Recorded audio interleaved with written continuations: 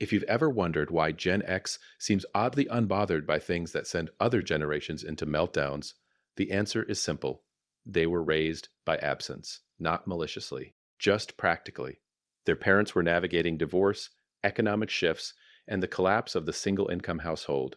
So kids born between 1965 and 1980 learned young that no one was coming to save them. They walked to school alone. They stayed home sick without supervision. They solved boredom, danger, and conflict on their own because waiting for help meant nothing would get done. That kind of childhood doesn't show up in therapy the same way trauma does.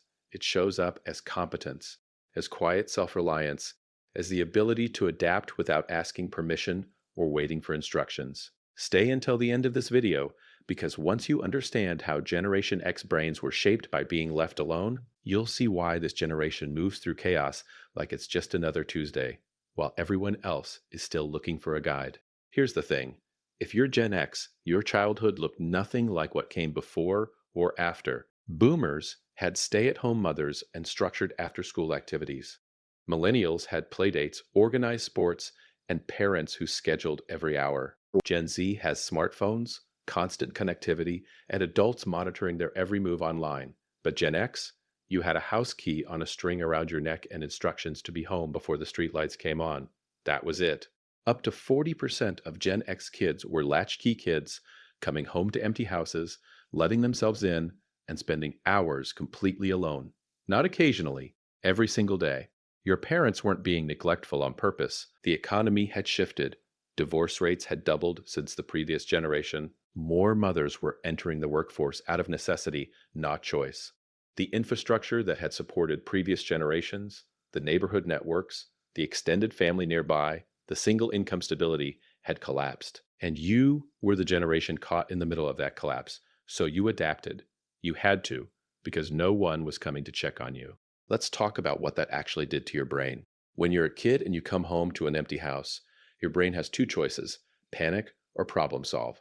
At first, it's uncomfortable, maybe even scary, but after the 10th time, the 100th time, your nervous system stops treating it like an emergency. It becomes normal.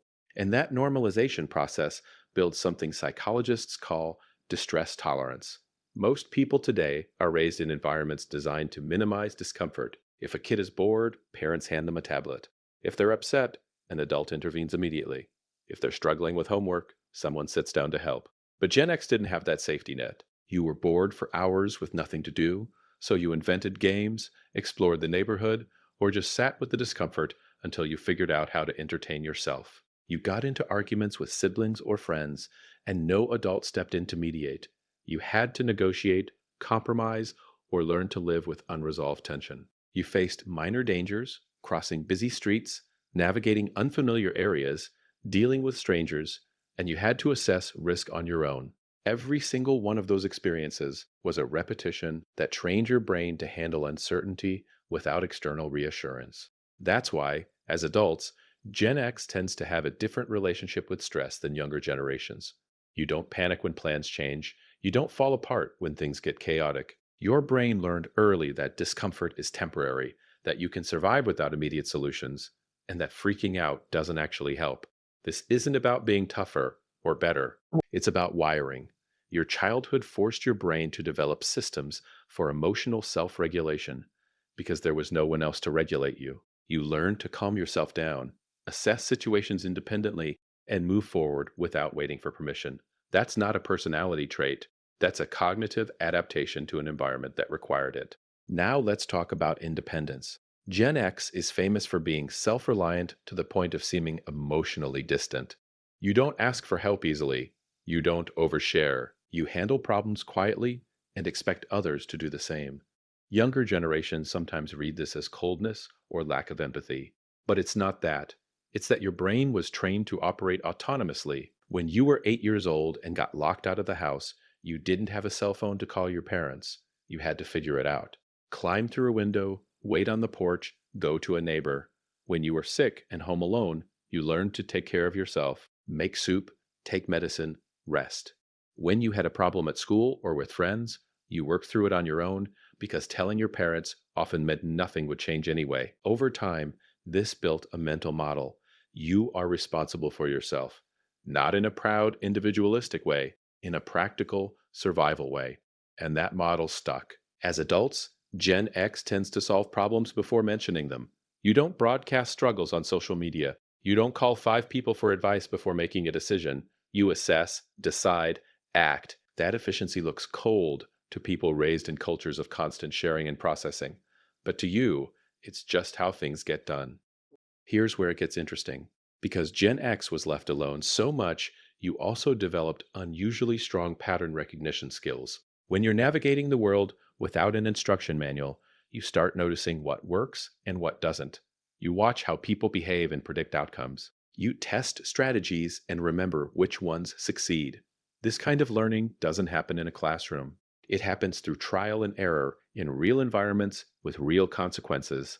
And because you did that for years, your brain became very good at reading situations quickly. You walk into a room and pick up the tension.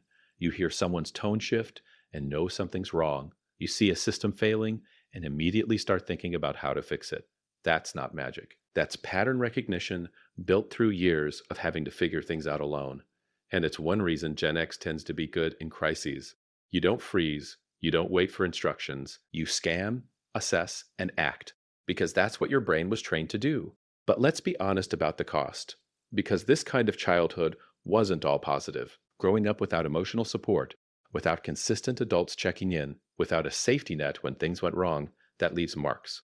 Gen X has high rates of what psychologists call avoidant attachment. You learned early that depending on others leads to disappointment, so you stopped depending. You became self-sufficient out of necessity, not preference. And while that builds resilience, it also builds walls. You might struggle to ask for help even when you need it. You might dismiss your own emotions because no one validated them when you were young. You might have a hard time trusting that people will show up because historically they didn't. That's not a character flaw. That's a logical response to your environment. Your brain adapted to survive the conditions it was given. But those adaptations don't always serve you well in adulthood, especially in relationships where vulnerability and interdependence are required. Society also tends to overlook this. Gen X is called the forgotten generation for a reason. You're sandwiched between two much larger, much louder generations. Boomers dominate political and economic conversations. Millennials and Gen Z dominate cultural ones. Gen X just quietly does the work. You're the middle managers, the caregivers for aging parents and young kids simultaneously, the ones keeping systems running without much recognition. And because you were raised to not complain, to just handle it, you don't demand attention the way other generations do. You don't make noise about your struggles. You don't expect validation. And so the world forgets you're there. But your psychology is worth understanding, because the skills you built, resilience, adaptability, independence, crisis management, are exactly the skills the world needs more of right now. So if you're Gen X, here's what you need to know. Your childhood wasn't ideal. It wasn't the model anyone should replicate, but it built something in you that's rare and valuable. You can handle chaos. You can function without instructions. You can regulate your emotions internally and keep moving forward when everything around you is falling apart. That's not because you're stronger or better than other generations. It's because your brain was forced to develop those capacities early. And while that came with real costs, emotional walls, difficulty trusting, reluctance to ask for help, it also gave you tools that most people never had to build. The world is unpredictable. It always has been. But right now, with everything shifting so fast, the ability to adapt without falling apart is more important than ever. And Gen X has that wired in. Not because you chose it, but because you survived it, and that survival taught your brain lessons that no amount of supervision, safety, or structure could replicate. So the next time someone asks why you seem so calm in the middle of chaos, the answer is simple: because your brain was built for this.